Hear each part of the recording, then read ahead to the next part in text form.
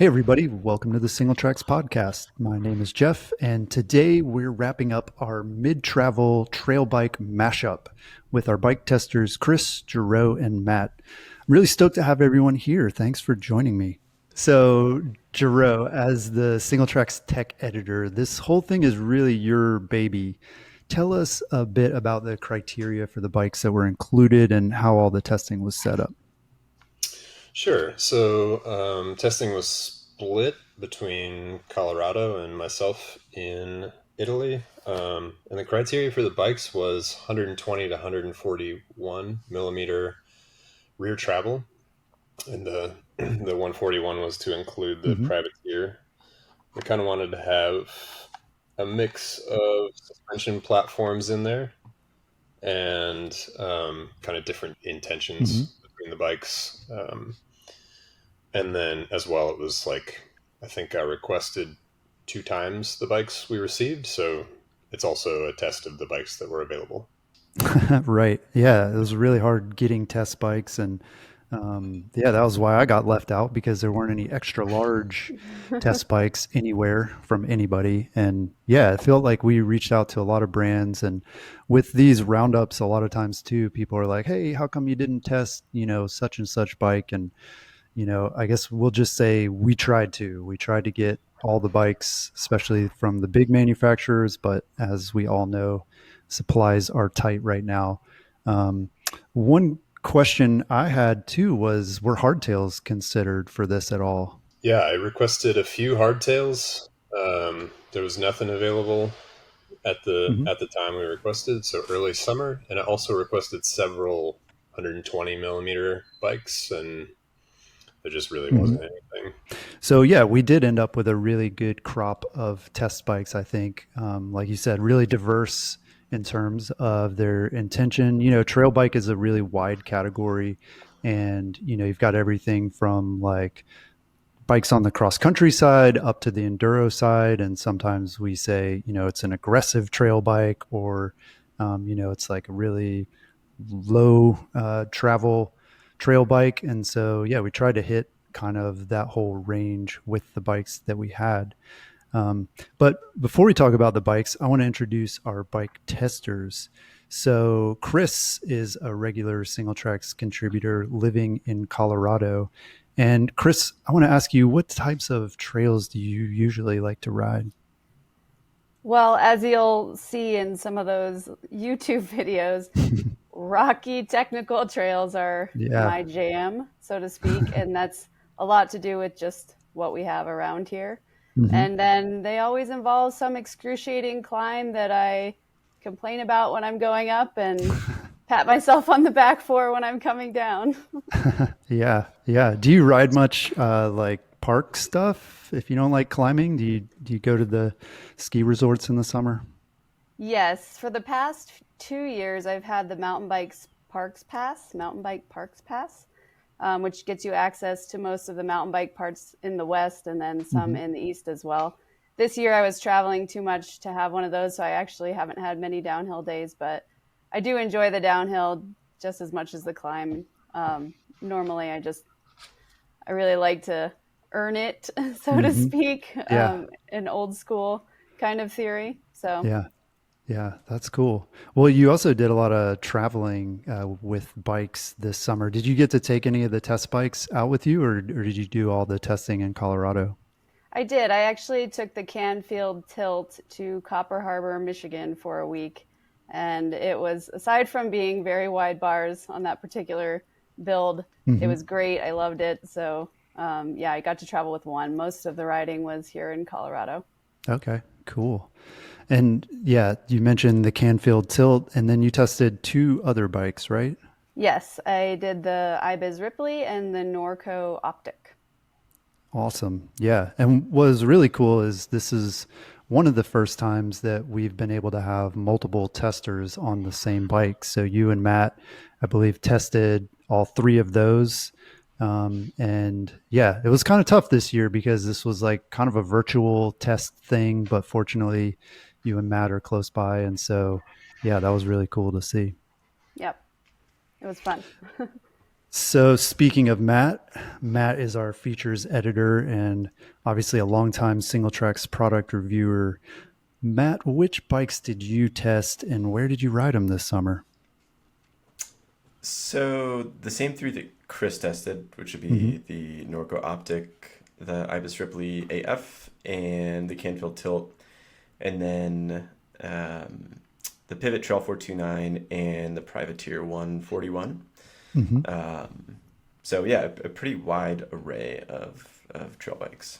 Yeah. Yeah. You had five bikes. So, yeah, you got to test the most of them. And again, it was like a supply thing mainly, I think. You're the right size and you're in the US where we're able to get bikes a little easier than to Gerow. So, where did you get to ride all these bikes?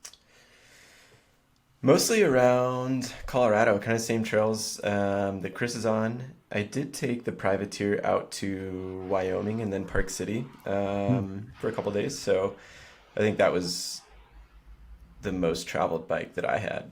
Except, Oh, cool. yeah, Chris took the Canfield out to Michigan. But Hmm. other than that, the Privateer saw the most travel. So Yeah. Cool. And then, Jero, obviously, you tested the bikes that you could get your hands on this year. Tell us which bikes you rode and where you got to ride them. Yeah, so I live in Turin, Italy, and I tested all three of the bikes here. The Specialized Stump Jumper was the S-Works build, and then the Starling Hmm. Murmur, and that was the Enduro Murmur, which the difference is that it has a 160 fork instead of 140. Then the Vitus Escarpe, which is a Hmm. 140, 150 millimeter bike. And to back up the Stump Jumper is the 130, 140 millimeter bike. So I tested all three of them here. And then Right. the Vitus and the Starling both I took out of town, like took into the Alps and did some different, like I actually carried both of those bikes on my back a couple times and did some long, kind of more free ride kind of riding and some cool stuff like that. The Stump Jumper I didn't take out of town. It was really well suited to local trails and didn't make a whole lot of sense to go push harder on gnarlier trails. So the other two bikes were kind of better suited Hmm. for that. Yeah. Yeah. What made you pick the Starling Murmur Enduro versus the trail? Was that like a personal preference or was that like what was available or what was kind of the Yeah, thinking on that one? that's what they had actually. I mean, they had an Öhlins coil fork hanging around that was 160, and they put that on it. So I was like, I'll take whatever you got in my size, Yeah. and that was what they had in terms of test bikes. Makes sense. Well, I noticed too, you mentioned that the stump jumper that you tested was the S Works edition, and we've already gotten comments. It was either on YouTube or on the review itself. Somebody was pointing out that Specialized likes to do that with these review tests. They like to send out their like top of the line bike. Are you used to riding like that kind of build? Like, did that impress you, or what do you think about testing such a expensive bike? No, I would say I'm not used to riding a bike that fancy. I mean, I think that thing is like 10 grand retail, and it's, uh, yeah, Yeah. Kashima coated electric shifting. Like, yeah, super, super cool and fun to play with, but it's not a bike I would buy. So it's not the bike I would Hmm. typically request. But again, I just asked for whatever stump jumper they had in my size, and they Yeah. sent it to me. So it was the only bike they had. It wasn't necessarily. I don't know that it was necessarily like them trying to push their highest level model, but it was really cool to ride a bike that light and that kind of fancy, out of my price range, which was a fun experience. Hmm. maybe they just couldn't find a buyer for it yet. Right. You Right. don't know anybody else who wants this, so you can try it. Yeah, and if we have time, I definitely want to hear about what it's like with the wireless shifting and everything, because it's not something that I've tried, at least the SRAM version of it. So that's Mhm. cool that you got to test that. So now I want to ask everybody about their favorite bike that they tested and why. And I think I'm going to start again with Chris. You tested three bikes. It was the Canfield Tilt, the Ibis Ripley, and the Norco Optic. Which one of those was your favorite, Chris? Honestly, it was a toss up between the Ripley and the Tilt, the Hmm. Canfield Tilt. And I will say the Ripley, for one, I'm slightly biased. I own an Ibis, Rip Mo. So I Mm-hmm. was very excited to try it. And just based on the fact that it's sexier looking than the Canfield, which I know, it doesn't make a difference in the performance, but to me, I like a bike that looks really fast and Mm-hmm. precision as well. And I'd say, just in general, the Ripley was super playful and very capable, despite the fact that it only had, minimal suspension compared to some of the other bikes that even we tested. So Mm-hmm. it descended great. It was an awesome climber. It, for whatever reason, felt much lighter than the other bikes, though it actually wasn't. Mm-hmm. Um, but close second was the Canfield. Descended awesome. I love that it comes with shorter cranks. That's like a huge thing that I always switch out on my personal bikes, and I Mm-hmm. can't even articulate exactly why, other than it feels more efficient to me. It feels like my knees don't hurt, and I'm not hitting rocks where I shouldn't be, and stuff like that. So Ripley over Canfield, but very close. Hmm. Yeah, interesting. And are both of those aluminum bikes? Is that right? Yes, yes, Yeah, and they both came interesting. in around 32 pounds. So I mean, give or take a little bit. But honestly, the Ripley just felt like a butterfly going uphill, just super light. And I didn't feel like I lost anything going downhill either. So, I mean, I think I could ride that on not all, but most of the chunky trails around this area anyway. Mm-hmm. Interesting. Cool. Yeah, and you mentioned that maybe the Ripley has an edge because it looks better.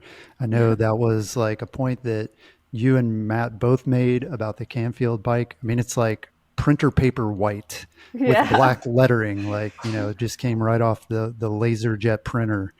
I mean, what is it about that you guys weren't into, or yeah, I mean, does that matter? Does that like factor into how the bike feels or rides?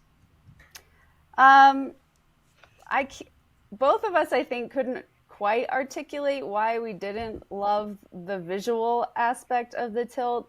Mm-hmm. I think it's because the font of the logo, honestly, and I'm not sure why. It just says I'm an older bike, and it's not exciting. So when if I were to walk into a bike shop and I saw an Ibis sitting next to a Canfield, I wouldn't even look at the Canfield because the Ibis frames are just so sleek. And it Yeah. does, that aluminum. It was very obvious where the seams were on the Canfield, so you could Hmm. see the welding, especially with that white color. The white Mm-hmm. color itself didn't bother me a whole lot. I think it was specifically the logo for Yeah. me. I don't know about Matt. Interesting. Yeah, it's just uh, I mean, the frame design and aesthetic, it really just stands out from the other bikes, and not, you know, Chris and I had our own opinions, but also it was something that a lot of other people noticed and talked about when they talked about the bike. I think part of it probably is the branding. The tubing is a little bit chunky, and with like the CBF platform, it just kind of creates like a busy looking center and rear end, maybe. Hmm. Um, yeah, I think it's definitely like distinctive from the other bikes that we had around. And in like on that same point, you know, if you're spending a lot of money on a bike, like you want to be 100% stoked on like the way it looks and say, Mm-hmm. yes, this bike looks badass. I want to show it off to everybody. And I don't think like everybody was necessarily sold on the way that the tilt looked. But again, like that's subjective. So some people could love it and others Right. not. But yeah, it was definitely distinct from the other bikes we had around. Yeah. Yeah. That's interesting. And I'm glad you guys bring it up because, for one, a lot of mountain bikers, we like to say like, oh, I don't care what it looks like, just as long as it rides well. But, I think for a lot of us, like we're not being honest with ourselves. And, Yeah. I was talking to Joe from Starling on the podcast a couple weeks ago, and he was talking about ride feel, and he was saying how like to him part of ride feel is not just like, you know, how it feels like your sensory touch, but also like how it sounds. And I think that even extends to like how the bike looks. And if it doesn't look good, if you're not stoked with how it looks, like that does affect the ride feel, like whether we're, you know, whether we recognize it or not. So yeah, that's a really interesting observation. So Matt, you tested those same bikes as Chris plus a couple of other ones. So I'm interested to hear which bike was your favorite. Yeah, I have a tough time with this question too. I know which two were not my favorite, Okay. um, and it was not the Pivot Trail 429, and it was not the Norco Optic. Okay. Um, I really liked the Tilt because it was like to me that felt like the most well-rounded of the bunch, and that Mm-hmm. there's so many different like technical climbs that I cleared for the first time on that bike. Hmm. And yeah, I think for like a really aggressive trail bike, it's, I don't know, to me it stands out as being like a really excellent climber, and like I wouldn't really necessarily praise a lot of bikes that um, I deem as aggressive trail bike, and I'm like, oh my gosh, I can climb like crazy on this thing. Yeah. But the Ridley AF was super fun too. For all the points that Chris had mentioned, it was great to climb on. It was really fun going downhill, and definitely way more capable than a 120 mil travel bike would normally Mm-hmm. feel. And then the Privateer 141 also I mean, that thing was like my least favorite going uphill because Mm-hmm. it's heavy. But yeah, it was probably like the fastest bike I rode all summer. Like I just felt huge confidence increase on it. Felt really, really stable on a lot of trails that can usually shake your confidence on. Yeah. So that thing was, yeah, it was a ton of fun going downhill, and an amazing value. Yeah. Yeah, for sure. And yeah, I mean, I guess you're right that asking it's not really a fair question, like which bike is your favorite, because then it's like, well, where am I going to ride it, right? And it sounds Yeah, like, you know, it does kind of depend on like where you're riding, what kind of ride you're going out for even, right? Like for some of us we may have a local trail where, you know, some days we want to like ride it really hard and like, you know, try to blast up the climbs and take it easy on the descents, and then other days like we just want to smash the descents, and it could be same trail different bike just depending what you want to do that day. So yeah, totally. yeah, cool. All right, Gerow, so which was your favorite of the three you tested? So that was the Stump Jumper, the Starling Murmur, and the Vitus Escarpe. Actually, we don't know how to say it. We went back and forth on that one. Uh, but yeah, which was your favorite? So I, I think rather than favorite, I would say the bike of the three that fits best with my riding style and trails was the Starling Mm-hmm. Murmur Enduro for a few reasons. Okay. I think actually the longer travel like wasn't necessarily the main thing. The geometry on that bike is really nice, and I think that makes probably a bigger Mm-hmm. difference than the extra 2 centimeters of fork travel. Um, it's a super simple single pivot that still climbs really well, even with a coil shock, like surprisingly well. It's not that heavy. I actually didn't weigh Mm. it. And it wouldn't matter that much if I did because all the parts on it were mine. So it's not a bike you would buy from Starling anyway. But Right. the frame itself and the build, I mean, I had downhill casing tires and gravity wheel set and like pretty hefty components in it. It really didn't feel that heavy and it climbed just fine. Climbed better than a lot of the huge long travel bikes that I normally ride. Um, yeah, and Mm-hmm. then on the way back downhill, like I was really impressed with the way the bike descended. Like, just felt super supportive, even with a coil fork. That was their component, and I would put an air sprung fork on it. Like, the bike just felt glued to the ground almost too much a lot of the time. Mm. But yeah, I mean that can be selected when you buy the bike. So that's not really a critique of the frame or anything. Also, to go back to Chris's point around Hmm. aesthetics, like I love the look of that bike. It just is so cool with the squatty, tight rear end. Yeah. Um, it's I like Hmm. bikes where you can see how they're put together and you can see like the handwork that was put into it. And steel is an obvious one for that. Hmm. Like you can really look at it and know kind of what the quality of the build is on some level at least. Yeah, it's got Right. good mud clearance, obviously, like from the UK should be. Um, yeah, it's just kind of seems like a great bike made to do kind of everything, and it felt looking at the overall build of it, the build of the frame itself, that it's not designed to be like upgraded every 2 years or every year or whatever. Like it's a bike that you buy because you love that bike and you want to keep it for a Mm-hmm. while. And there's nothing super extreme about the geometry, but there's also nothing that needed to be changed. Like it's just a super sweet bike. So yeah, I think that would be my top pick. Yeah. Yeah, that's cool. Yeah. And so, I mean, it sounds like part of your um, love for this bike, maybe not love, we'll just call it like for this bike, is the fact that it's a steel bike. I mean, that was unusual, the only one in the test. And actually, here in the US, we don't see a lot of steel full suspension bikes. Do you think that was a big factor in it? Would you like to see more steel trail bikes?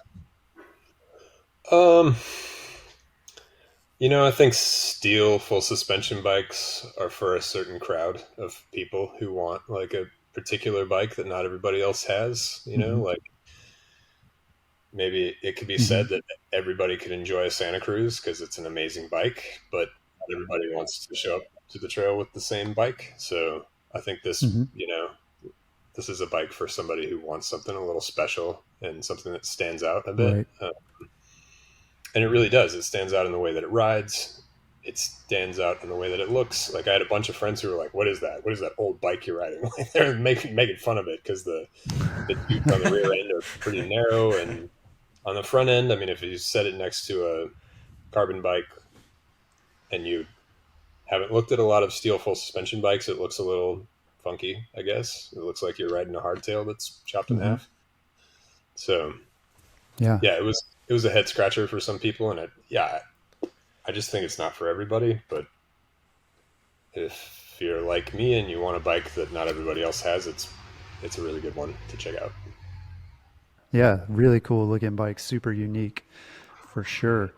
So now I want to ask about any surprises that you guys came up with while testing bikes this summer. And Matt, since you tested the most bikes, I'm going to start with you. What surprises did you run into? Were there any like preconceived notions you had going into it that were kind of busted, or what stood out to you? Price and value, I think, were an interesting thing to look at throughout all the bikes we had on this side. Hmm. Both the Privateer and the Ibis Ripley AF were both 4 grand. Hmm. Um, and those are really good bikes for 4 grand.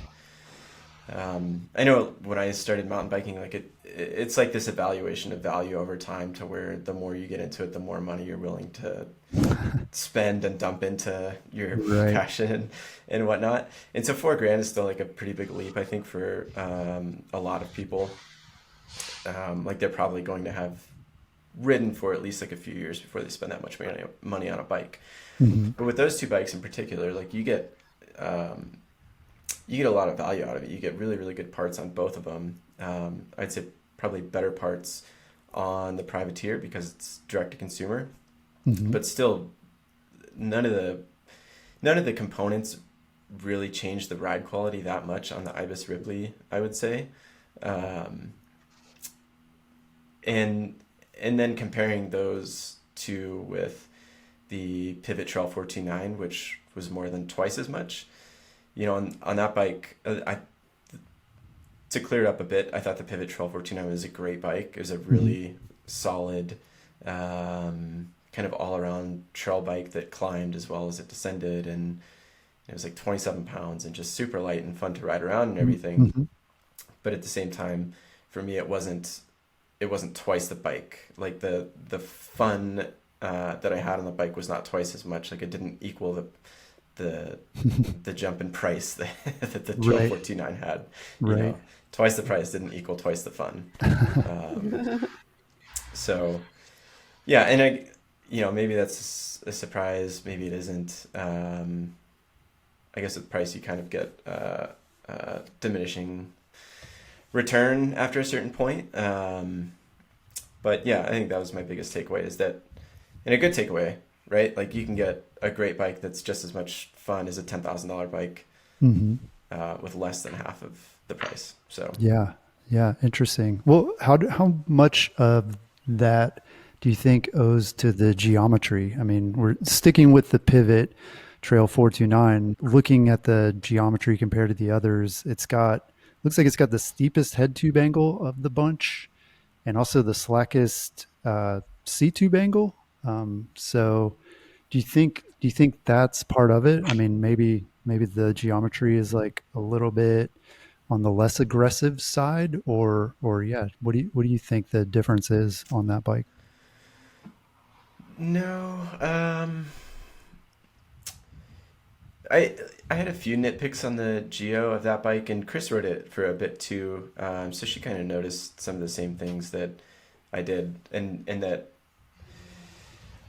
the bit longer reach, slacker seat tube angle, at least compared to the other bikes, kind of created a position where I didn't feel as forward Hmm. on climbs on that bike as I did on other bikes.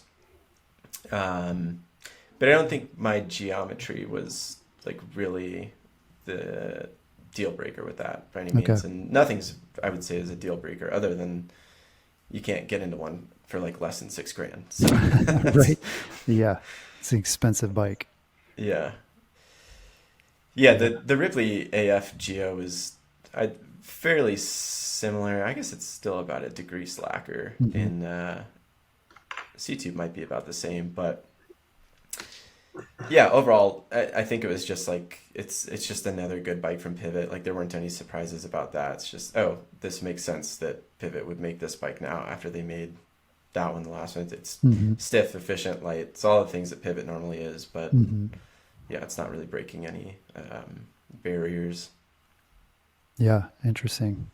Chris, what about you? Did you run into any surprises? Is this kind of the first time you've ridden a bunch of bikes like this back to back, or are you used to like trying a bunch of different bikes?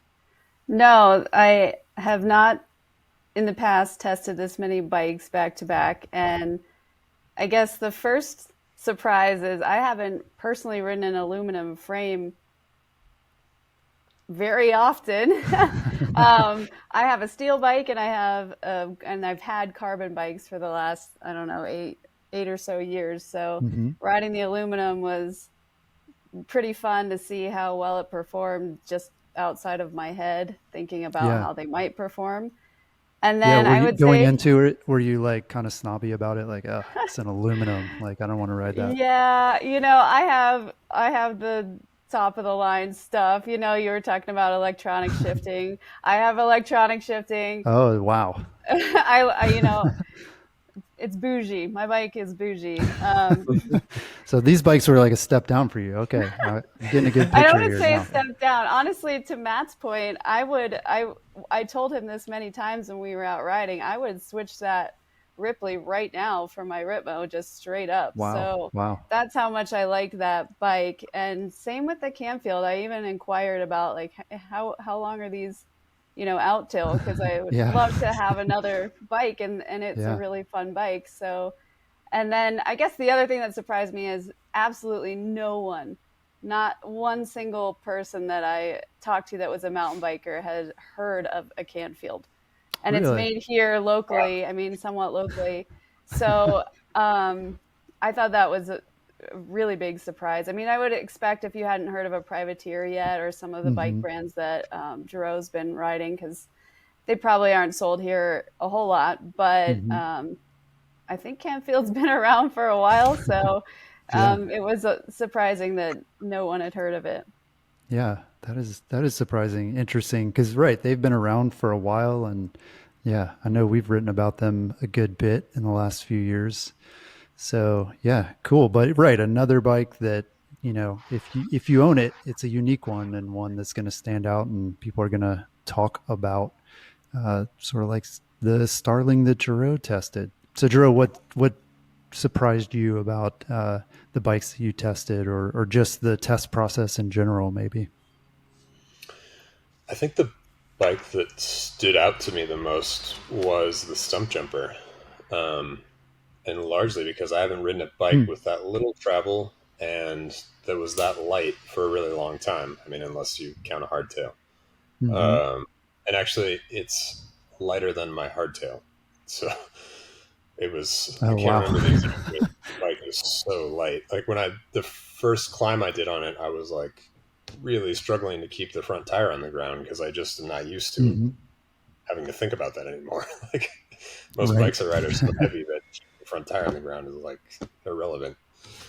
Um, yeah, so yeah, that it took a little bit of time to remember and actually just learn how to ride a bike that light. Like every little Hmm. time I tried to pop off of something, it really wanted to get off the ground, and that was a different experience. But after a bit of time, it was super fun. Like it's a really rad bike, and I think Hmm. I would imagine that, say, I don't know, an XO1 or XT build level without the electric stuff and maybe without the Kashima that's a little more affordable would be not that much heavier and probably half the price Hmm. or less. So I think I would imagine you can get into that same bike at a pretty reasonable price. There's also two alloy builds that Hmm. look really nice. They have a different suspension platform, so they don't have the flex stays. Arguably, they're going to be a different bike. Like, I can't speak to how they're going to ride, but they're certainly a lot more affordable.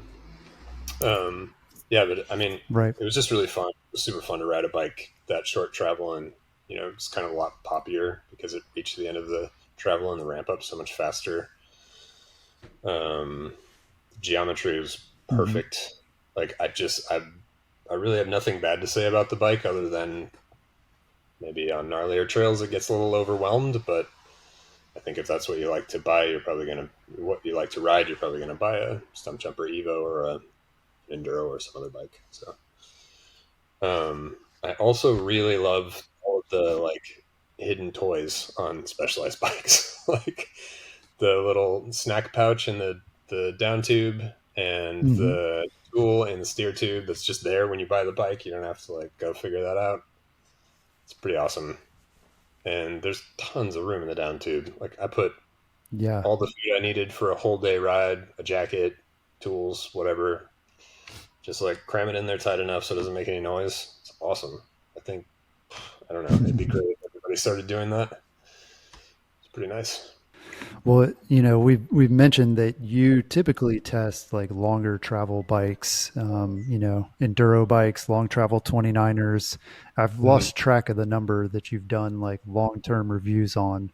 So I'm curious to know, like, by forcing yourself to ride trail bikes this summer, do you have like, I don't know, did you feel like actually, these trail bikes are pretty capable, or are you anxious to get back to your long travel bikes so you can ride faster or gnarlier stuff?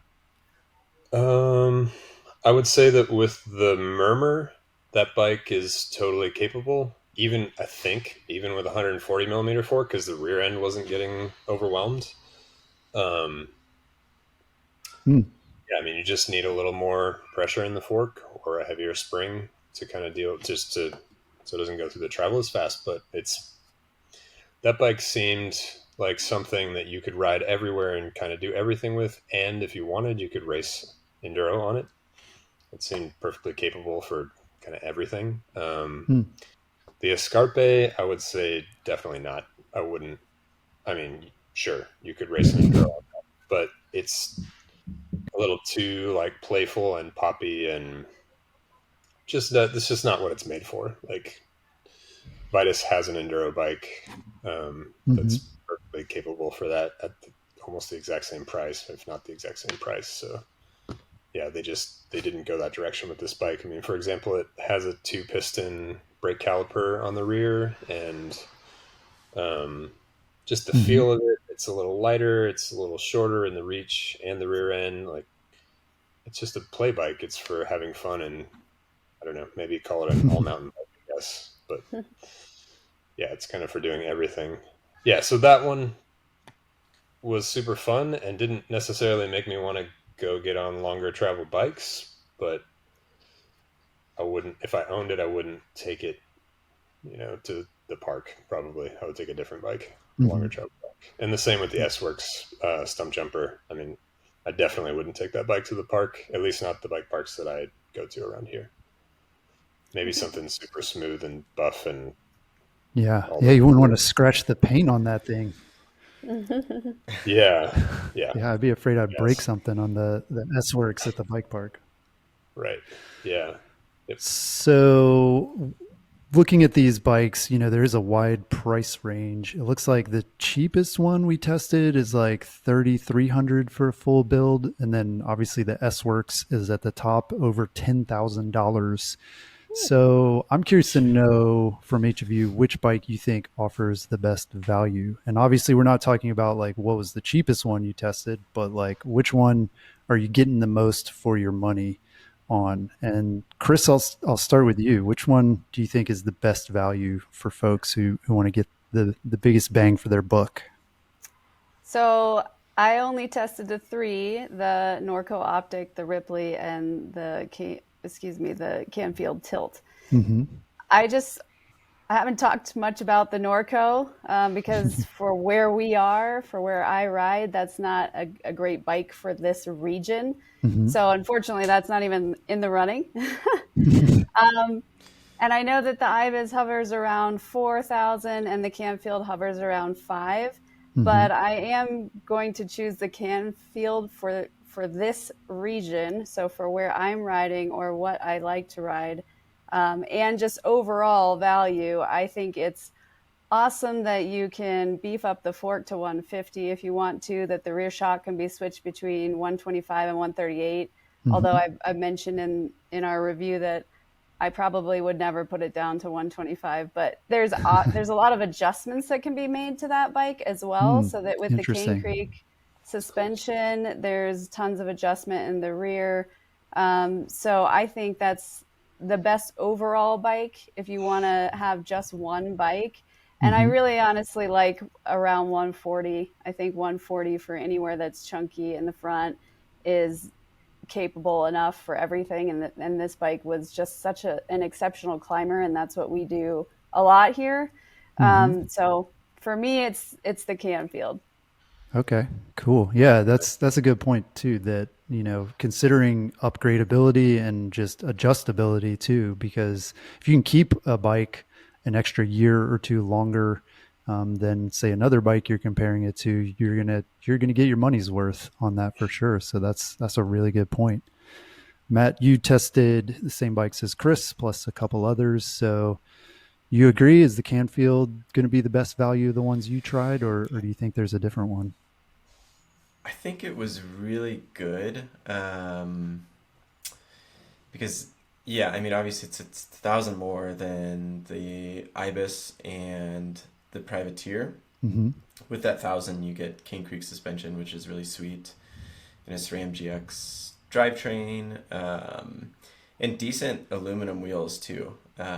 With Spank hubs, you get really good engagement. The Canfield wheels felt, or rims felt really good too. Hmm. I think like the only, and they weren't bad at all. Maybe the only, I wouldn't even call it a weak point. The only thing that could be upgraded on that to be a little bit better would be the TRP slate brakes. Hmm. Um, they could be a little bit more powerful for the bike, but I don't, yeah, they weren't like a really limiting factor or anything. Mm. I would say, yeah, out of the five that I had, probably the best value would be the Privateer 141 Hmm. because it's 4,000 and you get a Fox 36 with a Grip 2 damper, It's not Kashima, but who cares?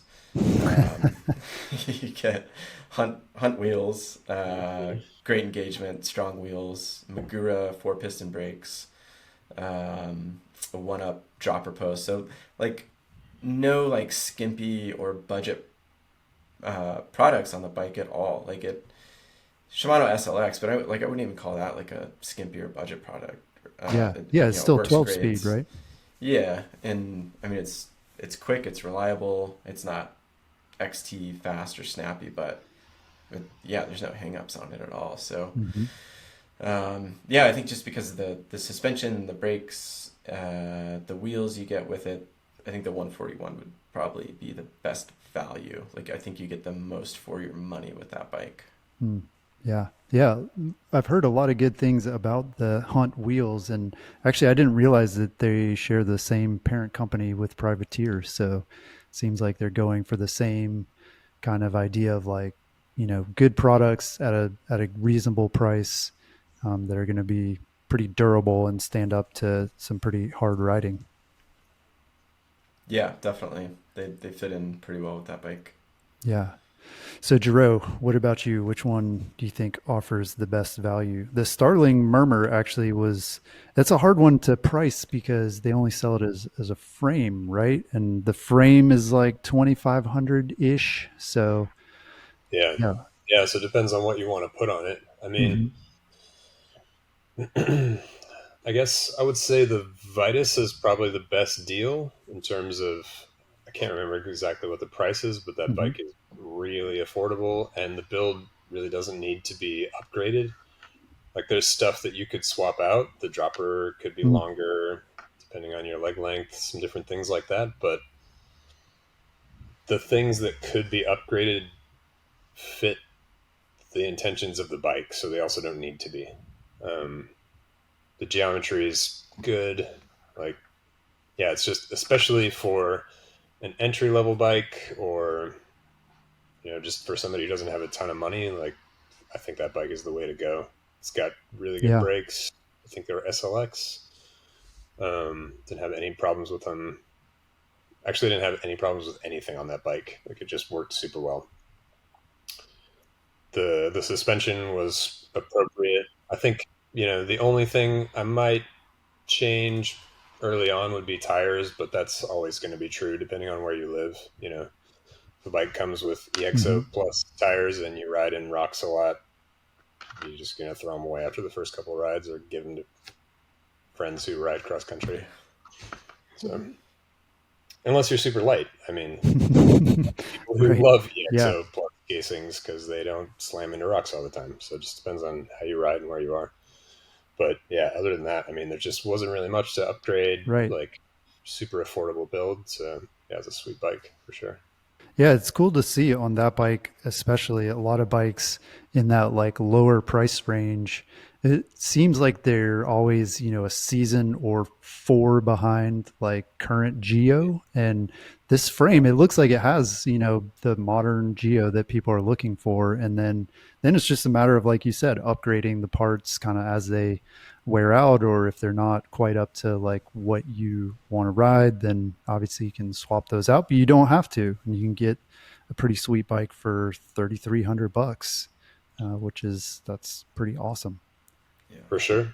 A lot of bikes too in that category are like there'll be small issues like it's hard to get the rear wheel in or this pivot goes loose all the time or like it feels like the rear wheel's loose but it's just weird linkage, alignment issues. Like I don't know, it just seems like bikes that are produced on that level, on that scale, there's often little things that if you ride a lot of nice bikes, you're like, okay, I see why this bike costs this much. But with that one, with the Vitus, it seems like a really nice bike. Like I just don't have any issues with it. Wow. Yeah, that's great to hear. So now I want to ask everybody about which trail bikes you want to test next. Again, obviously, we were limited in the ones we could get. Maybe there were some we wanted to test that we didn't get to test. And so maybe that's an answer. But Matt, are there other trail bikes that you're looking at that look interesting or they might compare well to the ones that you're able to test this time around? Yeah, I would say that the new Element by Rocky Mountain, which just came out like an hour ago. Yeah. Looks really, really good, and an interesting progression for that bike. Mm. As being like a 100 mil XC race sled for so long, and now it's kind of going into the down country or whatever you want to call it route. It's definitely bigger and more aggressive than it's ever been, and now they don't really have a slot for a dedicated XC race rig anymore. But I don't think it's a huge priority for them anymore either. So that bike looks really fun though. I noticed too you use the word down country, which I think that's not a word you normally like to use, or is that category okay? Like It's just the most it's just the most well-known moniker for what that is at this current time. So, right. Yeah. Yeah, I have to agree that I mean we need a word, so I'm not saying we don't need a word, but yeah, it is a weird one because it's like a cross country bike for downhill. Like, yeah, we're kind of trying to span a little bit too much. We're reaching too much. and it's kind of been what a lot of the lower travel trail bikes that we got in have sort of fit into, like the Ibis Ripley, the Pivot Trail 429. The Norco Optic is almost like a big downcountry bike. But yeah, it's like anymore, like the really short travel bikes are not XC bikes necessarily. Yeah. Yeah. Interesting. Well, Chris, again, like Gerow, you tend to ride more longer travel bikes. So are you done with trail bikes, or are there other ones that you're like, oh, I'd actually like to try out some other ones? Yeah, I actually just have to go to Matt's house and steal his bike out of his garage. Just see what he's got.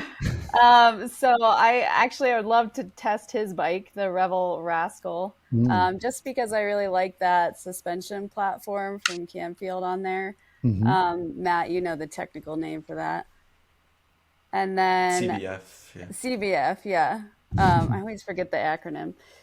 So that one I would love to. And then I was going to say the Rocky Mountain Instinct because I didn't know that the Element came out an hour ago. But I've ridden a few Rocky Mountains in the past, and I really liked how they ride, especially in that mid-travel range. So I would actually be interested to start testing shorter travel bikes in general. So something around 130, 140, just because 160 sometimes is a bit much, Yeah.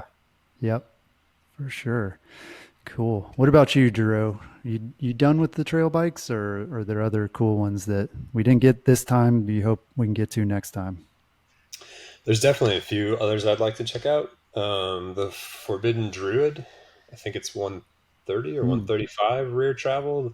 That bike, I mean, people have been racing the EWS on it for the last couple of years. It's been like the shortest travel enduro bike that I know of, anyway. Yeah, it's got a high pivot and either pulley and all the other words that people want to put on bikes right now. So, but it was around kind of before that was the way to be. So I really love to check it out and just see how that bike rides. I would imagine they're going to have a new version of it sometime in the not so distant future, since they came out with their longer travel bike a little bit ago. So we'll see. Or maybe they're focusing on a downhill bike. But anyway, I'd love to check that thing out. The Transition Spur. It's another bike with flex stays and I think it's 120 millimeters of travel. It's the lightest bike that they've made so far. So it'd be cool to check out, like a light XC light trail down country fill in the blank bike from a Gravity company. Seems pretty sweet. Right. And then just more hardtails. I think it'd be really fun to do a similar roundup with hardtails because of a lot of things, but material and geometry can really make such a big difference with hardtails. That there's less fudge room with rear suspension, than there is with rear suspension. So I think that could be a lot of fun if we were able to get together and just check out like a big pile of hardtails. It'd be sweet. Yeah. Yeah, for sure. Yeah, and that's, by the way, that's kind of what I've been testing this summer, just as we could get our hands on bikes, but none of the hardtails I tested really felt like they fit with these trail bikes. There are certainly hardcore hardtails, but um, yeah, I would love to do that as well. Try out a bunch of hardtails. Just looking at the list of bikes that you guys tested this summer, the Ibis is definitely on my list. The Ripley.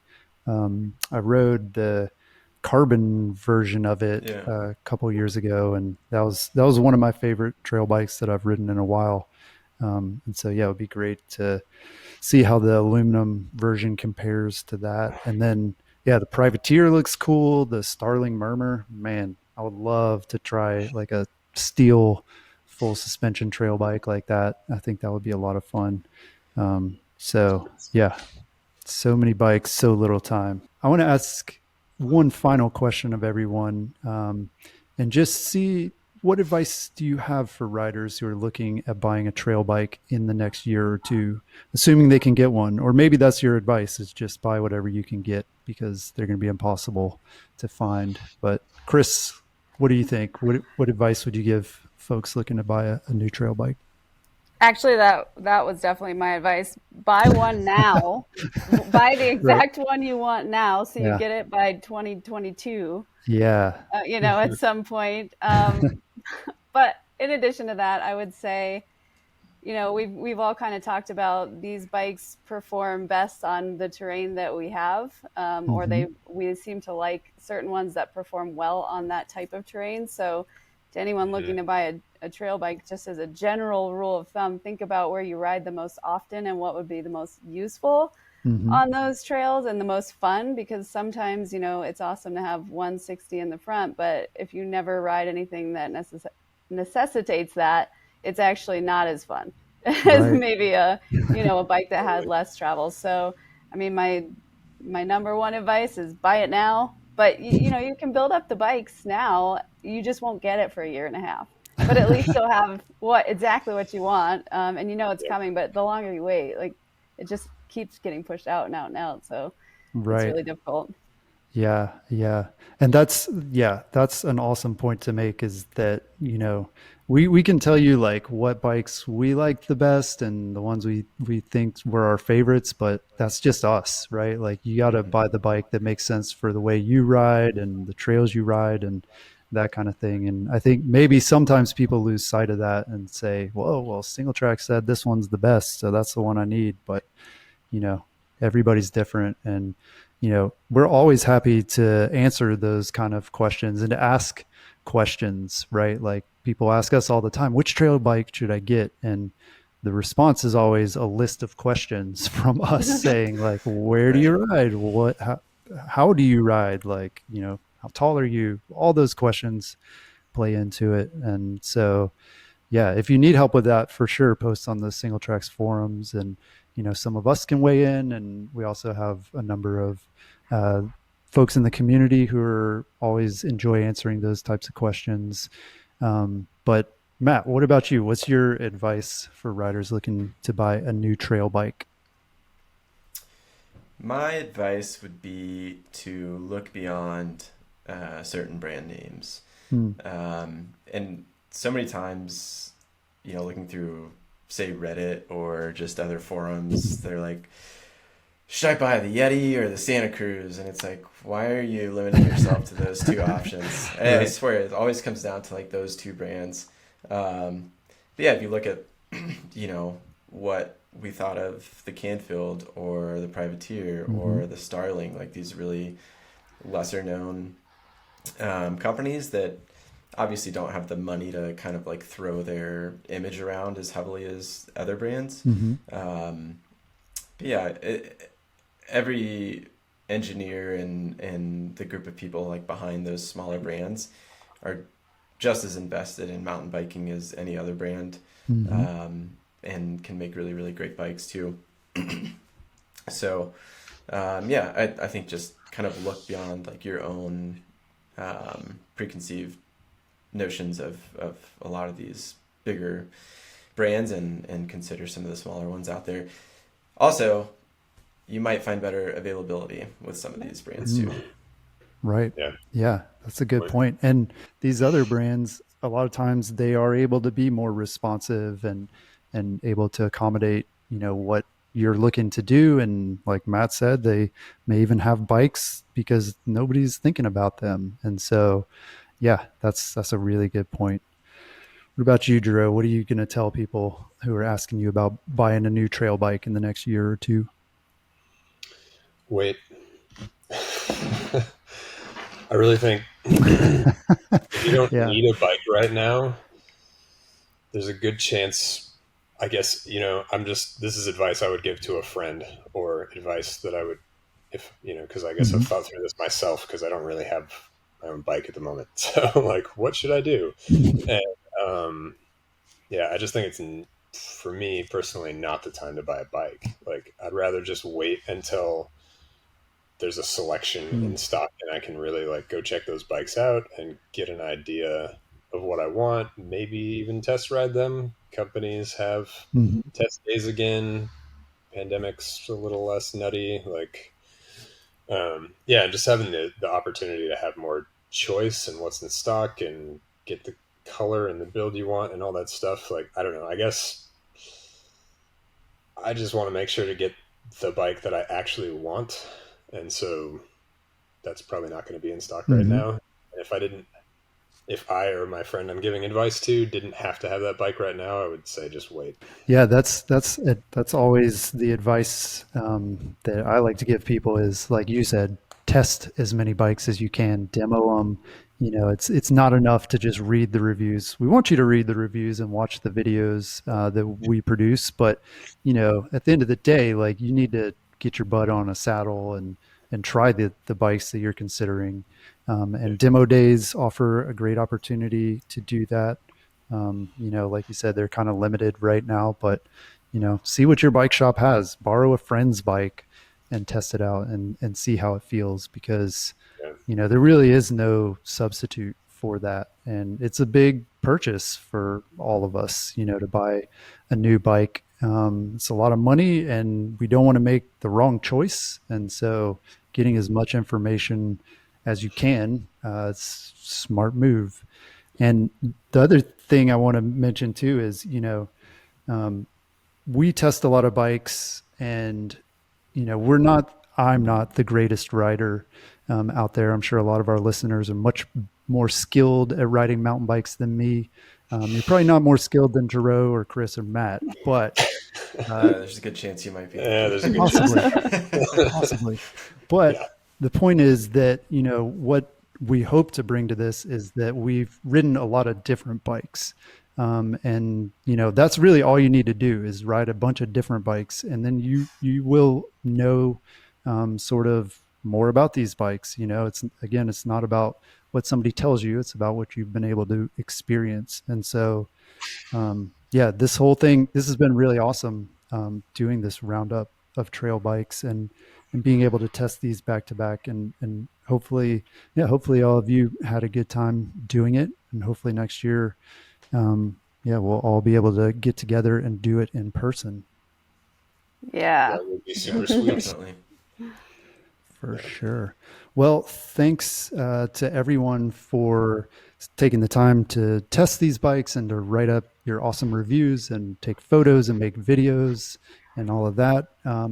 For those who are listening and are just now hearing about this for the first time, you can find out more about all of these bikes at singletracks.com/MTM.